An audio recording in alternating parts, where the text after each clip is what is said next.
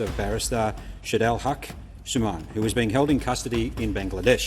This matter has been raised with me by many of my constituents on behalf of the Bangladeshi. Barrister Saidul Haque Sumon জামিন পেয়েছেন। ছবিতে দেখা যায় জেলখানার সামনে থেকে ব্যারিস্টার সুমন নেতাকর্মীদের হাত থেকে ফুল নিচ্ছেন, গলায় পরানো হয়েছে ফুলের মালা। কিন্তু হঠাৎ করেই সুদূর অস্ট্রেলিয়ার ফেডারেল পার্লামেন্টে ঝড় তুলেছে ব্যারিস্টার সুমনের এই গ্রেফতার এবং বাংলাদেশের মানবাধিকার পরিস্থিতির প্রসঙ্গটি। কিন্তু কেন হঠাৎ সুমনের গ্রেফতারের বিষয়টি আন্তর্জাতিক অঙ্গনে চলে গেল, এর পেছনে কি তথ্য রয়েছে? সাবেক সংসদ সদস্য ব্যারিস্টার সৈয়দ সাইদুল হক সুমনের কারাবন্দী দশা এবং বাংলাদেশের মানবাধিকার পরিস্থিতি নিয়ে অস্ট্রেলিয়ার ফেডারেল পার্লামেন্টে উদ্বেগ জানানো হয়েছে। আটক ব্যারিস্টার সুমনকে নিয়ে আন্তর্জাতিক মহলে বেশ একটা আলোড়ন তৈরি হয়েছে। প্রশ্ন উঠতে শুরু করেছে, এভাবে বেআইনিভাবে আটক রেখে সরকার আসলে কি হাসিল করতে চাইছে? যাদেরকে আটক রাখছে তারা যে আন্তর্জাতিকভাবে সরকারের মুখোশটি খুলে দিচ্ছে সে কথা তো বলার অপেক্ষা রাখে না। কিন্তু প্রশ্ন হলো, সরকার ব্যারিস্টার সুমনদেরকে এত ভয় পাচ্ছে কেন? ফ্যাসিস্ট তারেকের ক্ষমতার মসনদে যে ভূমিকম্প শুরু হয়ে গেছে, কেউ কি টের পাইছেন? স্কেলে ভূমিকম্পের মাত্রা কতখানি এবং ভূমিকম্পের উৎপত্তি স্থল কোথায়, একটু মন দিয়ে শুনেন। সজাগ দৃষ্টি রাখুন, সময় কিন্তু বেশি দূরে নাই, তারেক ভেঙে যাবে। দর্শক, নতুন একটা নিউজ আপনাকে স্বাগতম। প্রিয় দর্শক, বাংলাদেশের মধ্যে ঘটে যাওয়া বেশ কিছু চলমান ঘটনাবলী থেকে আপনাদের সামনে কয়েকটা গুরুত্বপূর্ণ খবর নিয়ে হাজির হয়েছি, যার কিছুটা অংশ বিশেষ ইতিমধ্যেই ভিডিওর শুরুতেই দেখেছেন। দর্শক, ভিডিওর শুরুটা দেখেই কিন্তু বুঝতে পেরেছেন যে আজকের নিউজটা ঠিক কতটা গুরুত্বপূর্ণ হতে চলেছে। তাই বলবো, যারা ভিডিওটি অন করেছেন না টেনে সম্পূর্ণ নিউজটি মনোযোগ সহকারে দেখতে থাকুন, তাহলে আজকের মূল বিষয়টা বুঝতে পারবেন। তো দর্শক, আর কথা না বাড়িয়ে চলুন দেখে আসবো আজকে সেই কাঙ্ক্ষিত ভিডিওগুলো। তবে তার আগে বলবো, যারা এখনো চ্যানেলটি সাবস্ক্রাইব করেননি অবশ্যই চ্যানেলটি সাবস্ক্রাইব করে পাশে থাকা বেল আইকনটি ক্লিক করে দিন। আর যারা ইতিমধ্যেই চ্যানেলটি সাবস্ক্রাইব করে রেখেছেন তাদেরকে অসংখ্য ধন্যবাদ। তো চলুন দর্শক, ভিডিওটিতে একটি লাইক দিয়ে আমরা ধারাবাহিকভাবে সবগুলো ভিডিওর আলোচনা দেখে আসি। সামাজিক যোগাযোগ মাধ্যমে এক সময়ের তুমুল জনপ্রিয় মুখ এবং সাবেক সংসদ সদস্য ব্যারিস্টার সৈয়দ সাইদুল হক সুমন 2024 সালের অক্টোবর থেকে তিনি কারাগারে রয়েছেন। কিন্তু হঠাৎ করেই সুদূর অস্ট্রেলিয়ার ফেডারেল পার্লামেন্টে ঝড় তুলেছে ব্যারিস্টার সুমনের এই গ্রেফতার এবং বাংলাদেশের মানবাধিকার পরিস্থিতির প্রসঙ্গটি। অস্ট্রেলিয়ার পার্কেস আসনের এমপি ও শ্যাডো মিনিস্টার জেমি চ্যাফি দেশটির ফেডারেল পার্লামেন্টে ব্যারিস্টার সুমনের নিরাপত্তা এবং বাংলাদেশে বন্দীদের মানবাধিকার নিয়ে তীব্র উদ্বেগ প্রকাশ করেছেন। কিন্তু কেন হঠাৎ সুমনের গ্রেফতারের বিষয়টি আন্তর্জাতিক অঙ্গনে চলে গেল, এর পেছনে কি তথ্য রয়েছে জানতে সম্পূর্ণ ভিডিওটি দেখুন। বুধবার এক সংবাদ সম্মেলনে ব্যারিস্টার সুমনের আইনজীবী লিটন আহমেদ জানান, এর আগে অস্ট্রেলিয়ার একটি অঙ্গরাজ্যের পার্লামেন্টে বিষয়টি উঠেছিল আর এবার তা সরাসরি ফেডারেল বা কেন্দ্রীয় পার্লামেন্টে আলোচিত হয়েছে। পার্লামেন্টে দেওয়া বক্তব্যে এমপি জেমি চ্যাফি বলেন, বিশ্বের যেখানেই মানবাধিকার লঙ্ঘিত হোক না কেন সে বিষয়ে কথা বলা সভ্য মানুষের দায়িত্ব। অস্ট্রেলিয়ার ডাব্বো সহ বিভিন্ন অঞ্চলে বসবাসরত বাংলাদেশি প্রবাসীরা ব্যারিস্টার সুমনের সার্বিক অবস্থা নিয়ে উদ্বেগ প্রকাশ করার পরেই তিনি বিষয়টি পার্লামেন্টের নজরে আনেন। এমপি চ্যাফি তার বিবৃতিতে উল্লেখ করেন, ব্যারিস্টার সুমন দীর্ঘদিন ধরে দুর্নীতি, অবিচার ও ক্ষমতার অপব্যবহারের বিরুদ্ধে সোচ্চার ছিলেন এবং সুবিধা বঞ্চিত মানুষের অধিকার প্রতিষ্ঠায় কাজ করেছেন। তিনি আরও দাবি করেন, অন্তর্বর্তী সরকারের আমলে সুমনকে গ্রেফতারের পর তার বিরুদ্ধে রাজনৈতিক উদ্দেশ্য প্রণোদিত একাধিক মামলা করা হয়েছে বলে তিনি তথ্য পেয়েছেন। তবে শুধু গ্রেফতারই নয়, অস্ট্রেলিয়ার পার্লামেন্টে 2024 সালের পর থেকে বাংলাদেশে আটকে থাকা কয়েকজন রাজনীতিবিদের কারাবন্দী অবস্থার খাদ্য, স্বাস্থ্যসেবা ও চিকিৎসা সুবিধা নিয়ে গুরুতর উদ্বেগ প্রকাশ করা হয়েছে। এমনকি নির্যাতন, চরম অপুষ্টি এবং হেফাজতে থাকা বন্দীদের প্রয়োজনীয় চিকিৎসা সেবা থেকে বঞ্চিত করার মতো কিছু অভিযোগের কথাও সেখানে তোলা হয়েছে। রিপোর্টে দাবি করা হয়, সুমনের সমর্থকরা তার নিরাপত্তা নিয়ে শঙ্কিত এবং তার পরিবারের সদস্যরা দেশ ছাড়তে বাধ্য হয়েছেন। এবার আসা যাক সুমনের মামলার বর্তমান আইনি অবস্থায়। তার আইনজীবীর দেওয়া তথ্য অনুযায়ী ব্যারিস্টার সুমনের বিরুদ্ধে এ পর্যন্ত মোট 8টি মামলা দায়ের করা হয়েছে। সবগুলো মামলায় জামিন চেয়ে হাইকোর্টে আবেদন করা হলে হাইকোর্ট 4টি মামলায় জামিন মঞ্জুর করেছিলেন, কিন্তু পরবর্তীতে চেম্বার আদালত সেই জামিনের আদেশ আবার স্থগিত করে দেন। বাকি মামলাগুলোর রুল এখন নিষ্পত্তির অপেক্ষায় রয়েছে। অস্ট্রেলিয়ার মতো একটি প্রভাবশালী দেশের ফেডারেল পার্লামেন্টে এই বিষয়টি উত্থাপন হওয়া বাংলাদেশের জন্য বেশ তাৎপর্যপূর্ণ। এমপি জেমি চ্যাফি সরাসরি প্রশ্ন তুলেছেন, এ ধরনের মানবাধিকার লঙ্ঘনের অভিযোগের প্রেক্ষিতে অস্ট্রেলিয়ার ফেডারেল সরকার বাংলাদেশের বর্তমান সরকারের সঙ্গে কি ধরনের কূটনৈতিক উদ্যোগ নিয়েছে বা ভবিষ্যতে কি পদক্ষেপ নেবে। আইনজীবী অবশ্য আশা প্রকাশ করেছেন, বাংলাদেশ সরকারের সঙ্গে গঠনমূলক আলোচনার মাধ্যমে সংশ্লিষ্ট ব্যক্তিরা দেশের প্রচলিত আইন ও সংবিধান অনুযায়ী দ্রুতই ন্যায় বিচার পাবেন। একদিকে স্থানীয় আদালতে আইনি লড়াই, অন্যদিকে আন্তর্জাতিক অঙ্গনে প্রবাসীদের লবিং ও উদ্বেগ, সব মিলিয়ে ব্যারিস্টার সুমনের মামলাটি এখন সম্পূর্ণ নতুন একটি ডাইমেনশনে মোড় নিয়েছে। আপনার কি মনে হয়, অস্ট্রেলিয়ার পার্লামেন্টের এই উদ্বেগ কি ব্যারিস্টার সুমনের আইনি মুক্তিতে কোনো প্রভাব ফেলবে? ফ্যাসিস্ট তারেকের ক্ষমতার মসনদে যে ভূমিকম্প শুরু হয়ে গেছে, কেউ কি টের পাইছেন? স্কেলে ভূমিকম্পের মাত্রা কতখানি এবং ভূমিকম্পের উৎপত্তি স্থল কোথায়, একটু মন দিয়ে শুনেন। সম্প্রতি ফ্যাসিস্ট তারেক ইন্ডিপেন্ডেন্ট সহ একাধিক নিউজ পোর্টালকে দিয়ে একটা নিউজ করাইলেন যে দেশের ৭৫.৩% জনগণ তারেকের বা তারেকের কাজকে নাকি সমর্থন করতেছে। এর ঠিক 1 ঘন্টা পরে তিনি যুগান্তর সহ একাধিক নিউজ পোর্টাল একটা নিউজ করেন যে তারেককে হাইরে গেলে বাংলাদেশ হেরে যাবে। এখন একটু প্রশ্ন কি আসে না যে লোকটার কাজের সমর্থন বা যারে দেশের ৭৫% উপরে মানুষ সমর্থন করতেছে সে কেন হেরে যাবে? তারেক এই ধরনের নিউজ কেন করাইলো যে সে হারলে বাংলাদেশ হাইরে যাবে, মানে এই ৭৫% উপরে জনগণ হাইরে যাবে? এত বড় একজন জনপ্রিয় লোক সে হাইরে যাবে, এই কথাটা কেন আসলো? তার মানে ভূমিকম্প শুরু হয়ে গেছে। উৎপত্তি স্থলটা কোথায় সেটা সেইখানে বলার আগে একটু বলে রাখি, তারেক ক্ষমতায় প্রায় 4 মাস। এই 4 মাসে সারা দেশে প্রায় 700-র অধিক মব সন্ত্রাসের ঘটনায় নিহতের ঘটনা ঘটেছে। মব সন্ত্রাসের মধ্যে নিহত হয়েছে এবং এই মামলাগুলো রেকর্ড হয়েছে পুলিশ হেডকোয়ার্টার থেকে জারিকৃত।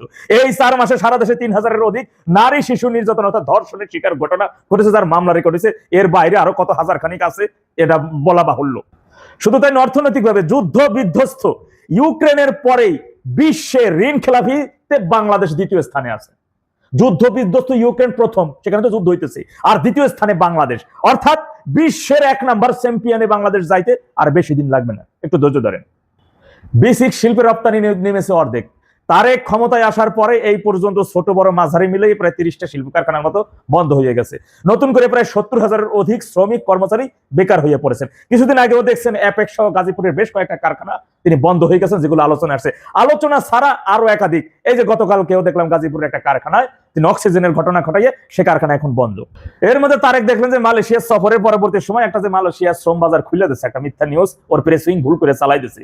আবার সেটা দেখেন অনেক মিডিয়াগুলো ধরে দিয়েছে না এটা মিথ্যা তথ্য, মালয়েশিয়ার শ্রম বাজার আপাতত খোলা হচ্ছে না। এবার আসেন তাহলে, এত 4 মাসে এত ব্যর্থতা, এত সন্ত্রাস এবং জঙ্গিবাদের উপর ঝুঁকে পড়া তারেকের সরকার সন্ত্রাস এবং জঙ্গিবাদের ঘাড়ের উপর ভর দিয়ে তিনি দেশটা ক্ষমতায় থাকতে চান এবং দুর্নীতি সারা দেশে এখন পর্যন্ত যদি 50 লক্ষ টাকার কোনো একটা সেতু করা হয়, সেই সেতুর পিছনে খরচ করা হচ্ছে 10 লক্ষ টাকা, বাকি 40 লক্ষ টাকাই ওখান থেকে গায়েব হয়ে যাচ্ছে। সারা দেশে যতটুকু উন্নয়ন, খাল খনন সহ রাস্তা মেরামতে যা কিছুই দেখতেছেন সব জায়গায় একেবারে আকাশচুম্বী দুর্নীতিতে। বলছি না তারেক থাকলে আর বেশি দিন লাগবে না বিশ্বের দরবারে দুর্নীতিতে চ্যাম্পিয়ন নাম্বার 1 হয়ে যেতে, কারণ এটা তার মায়ের আমলে হয়েছে। এবার আসেন তারেক কেন বললো তাহলে যে তারেক হাইরে গেলে বাংলাদেশ হেরে যাবে? দেখেন, তারেকের বাপ যখন বাংলাদেশের মহান স্থপতিকে কৌশলে হত্যা করে ক্ষমতা দখল করে এবং ক্ষমতার মসনদ টিকে রাখার জন্য প্রায় হাজার হাজার সেনাবাহিনী হত্যা করে, এরপরে তিনি ব্রাশ ফায়ারের শিকার হন। এই ব্রাশ ফায়ারের ঠিক 6 মাস আগেও তিনি মসনদে বসে তখন বলেছিলেন যে আমি জিয়া হেরে গেলে বাংলাদেশ হেরে যাবে। সেই জিয়া তো ব্রাশ ফায়ারে নিশ্চিহ্ন হয়ে গেছিল, বাংলাদেশ কিন্তু হেরে যায় নাই। জিয়ার পরবর্তীতে এরশাদ আসেন, এরশাদের পরে বিএনপি আসেন। খালেদা জিয়া ক্ষমতায় আসার পরে কিন্তু তিনি বলেছিলেন 96 নির্বাচনের আগ মুহূর্তে যে কেউ না আসলেও তিনি একা নির্বাচন করবেন। তিনি জনগণের উদ্দেশ্যে বলেছিলেন আমি খালেদা হাইরা গেলে বাংলাদেশ হেরে যাবে। তিনি সেদিন আওয়ামী লীগকে দূরে রেখে একতরফা নির্বাচন দিয়ে ক্ষমতা এসেছিলেন, কিন্তু সেই ক্ষমতার মসনদ 13 দিনের বেশি টিকে নাই, বাংলাদেশ হেরে যায় নাই, বরং বাংলাদেশ একটু আস্থার জায়গায় এসেছিল। এরপরে আবার 2000 সালে 2001-এ যখন বিএনপি ক্ষমতায় আসেন, সর্বশেষ এই খালেদা তৎকালীন সময় বলেছিলেন আমি হেরে গেলে বাংলাদেশ হেরে যাবে, আমাকে কেউ হাইরে যাইতে দিও না, আমাকে বিজয়ী করে দাও। এরপর তারই নিয়োগকৃত মঈনুদ্দিন ফখরুদ্দিন ক্ষমতা নিয়ে নিলেন, 1-11 সরকারে চলে আসলো। ইতিহাস সাক্ষী, জিয়া খালেদা এরা যতবারই পরাজিত হয়েছে বাংলাদেশ ততবারই উন্নয়নের শিখরে উঠেছে, আওয়ামী লীগ ততবারই টেনে টেনে উন্নয়নের দ্বারপ্রান্তে পৌঁছে দিয়েছেন। সুতরাং খুনি এবং ফ্যাসিস্ট তারেক হেরে গেলে বাংলাদেশে হেরে যাবে না, বরং খুনি এই ফ্যাসিস্ট তারেক ক্ষমতার মসনদে থাকলে বাংলাদেশে ধ্বংস অনিবার্য। মৌলবাদী সন্ত্রাসবাদ, খুনি, লুট, ধর্ষণ, অগ্নিসংযোগ, দুর্নীতির চ্যাম্পিয়ন, শিল্প কারখানা সবকিছু ধ্বংস হয়ে যাবে। গরিবের বউ সকলের ভাবির নাই ওই যে ভিন দেশি যুক্তরাষ্ট্র, ওই পাকিস্তান এবং অন্যান্য দেশ যারা আছে তারা ভাগ বাটারা করে বাংলাদেশটারে খাবে। আর তারেক এইগুলো সবকিছু ওদেরকে সবকিছু বিকাইয়া দিয়া ও ক্ষমতার মসনদে বসে থাকবে, যত মানুষ মারা যাক। আপনারা জানেন জুলাই আগস্টে জঙ্গি হামলার মাধ্যমে যখন জঙ্গি হামলা চলছে, তারেক তখন নাহিদকে ফোন করে বলেছিল নাহিদ লাশ 2-4টা পড়লে পড়ুক, লাশ যত বেশি পড়বে শেখ হাসিনার বিদায় ঘন্টা তত বাজবে। মাথায় রাখবেন তারেক রহমান কিন্তু রাজপথের লড়াকু সৈনিক বা কোনো রাজনীতিবিদ না। এই তারেক 23 তারিখ কেন দেশ থেকে বিদেশে সফরে চলে গিয়েছিল জানেন? কারণ ওর কাছে মেসেজ ছিল আওয়ামী লীগ 23 তারিখ প্রতিষ্ঠাবাদী কিছু ঘটাইতে পারে, সেনাবাহিনী মাঠে নামাই দিয়েছে। ও আগেই ওর জীবন নিয়ে ভাগছে। এই খবর ভাঙ্গা তারেক এক করে সরকার ওর মায়ের নিয়োগকৃত সেই মঈনুদ্দিন ফখরুদ্দিন ওর হাড্ডি গুড্ডি শুধু শুধু ঝুলাইয়ে ভাঙ্গে নাই। মাথায় রাখতে হবে হাওয়া ভবন খ ভবন এক থেকে আসে নাই। এই তারেকের ইতিহাস আর একটা ভিডিওর মাধ্যমে তুলে ধরবো। শুধু দেশবাসীকে একটা কথাই বলবো, তারেকের মসনদ এখন থরথর করে কাঁপছে। আপনারা দেশপ্রেমী ভাইরা শুধু ঐক্যবদ্ধ হন, সজাগ দৃষ্টি রাখুন, সময় কিন্তু বেশি দূরে নাই। তারেক ভেগে যাবে, ওকে খুঁজে পাওয়া একটু মুশকিলই হয়ে যাবে। চতুর চালাক ব্যক্তি তো হাড় ভাঙা, কোমর ভাঙা, নিজের প্রতি ন্যূনতম আত্মবিশ্বাস নাই, হাঁটুতে ভর দিয়ে ওরকম ভাবে চলতে পারে না, খুব ভালো করেই জানেন ও আগে ভাগেই হয়তো ভেগে যাবে।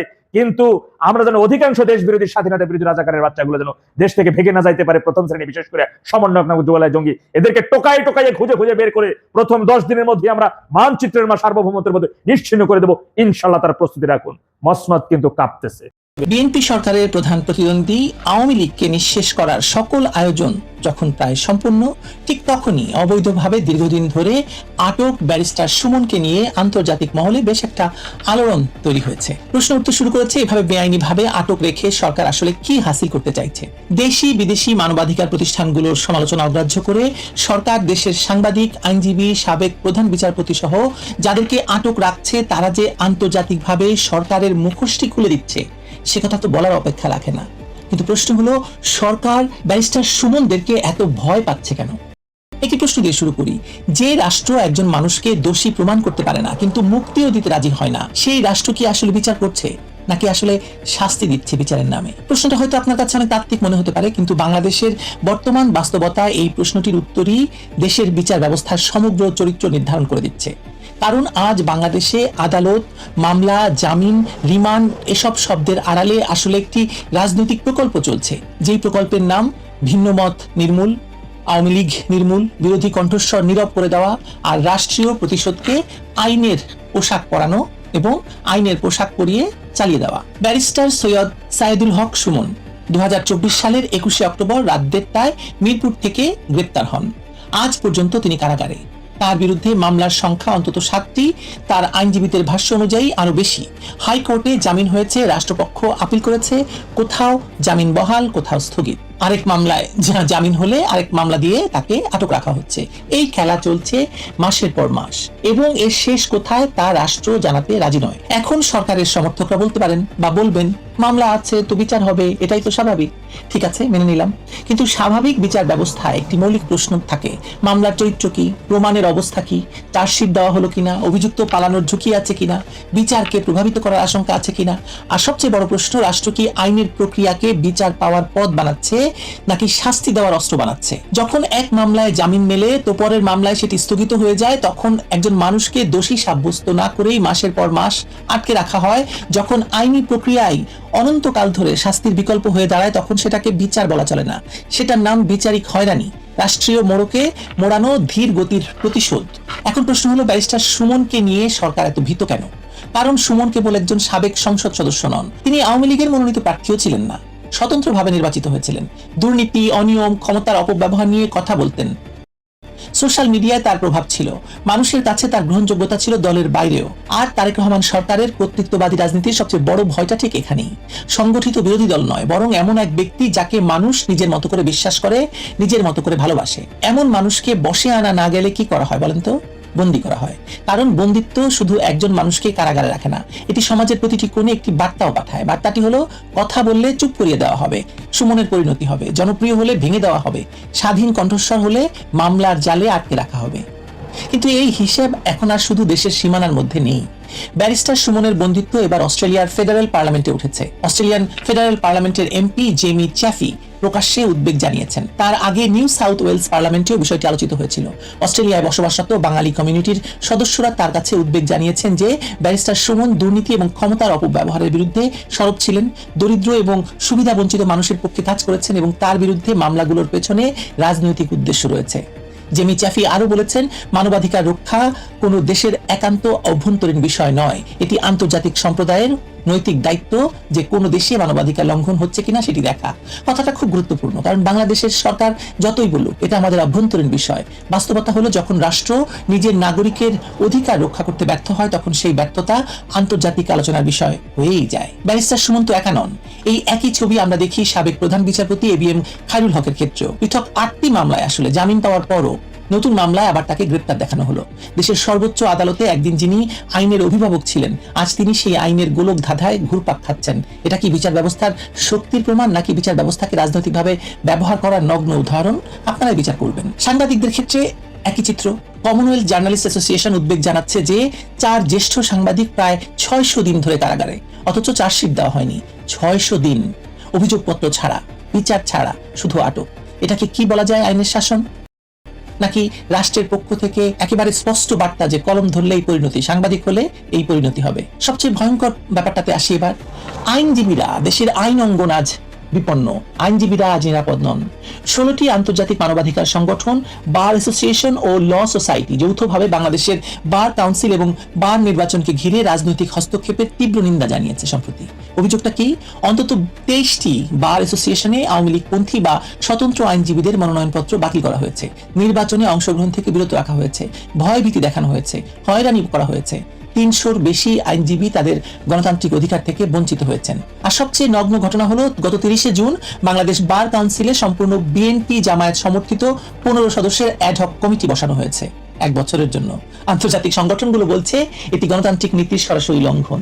আইন পেশার স্বাধীনতাকে দলীয় আনুগত্যের শর্তে বেঁধে দেওয়া হয়েছে। ব্যারিস্টার সুমনের বন্দিত্বের রাজনৈতিক তাৎপর্য এতে আরো স্পষ্ট হয়, কারণ একজন আইনজীবীকে জেলে রাখা, সাবেক প্রধান বিচারপতিকে মামলার পর মামলায় ঘোরানো, সাংবাদিকদের দীর্ঘদিন আটক রাখা, আর একই সঙ্গে বার কাউন্সিল এবং বার অ্যাসোসিয়েশনগুলোর নির্বাচনী প্রক্রিয়া নিয়ন্ত্রণ করা, এসব আলাদা আলাদা কোনো বিষয় নয়। এগুলো একটি রাজনৈতিক প্রকল্পের অংশ, যেটা শুরুতেই বলেছিলাম। লক্ষ্য একটাই, বিচারের অঙ্গনের ভেতর স্বাধীনতার কণ্ঠস্বর মুছে দেওয়া, কোনো বিরোধী মতামতকে তোয়াক্কা না করা এবং একটি রাজনৈতিক দলকে সম্পূর্ণ নিশ্চিহ্ন করে দেওয়া। সরকারের সমর্থকরা এখন হয়তো বলবেন, না আইনের ঊর্ধ্বে কেউ নয়। আমিও বলছি একেবারেই কেউ নয়, আইনের ঊর্ধ্বে কেউ নয় আসলে। কিন্তু আইন কি সবার জন্য সমানভাবে প্রয়োগ হচ্ছে কিনা সেটা তো জিজ্ঞেস করবেন।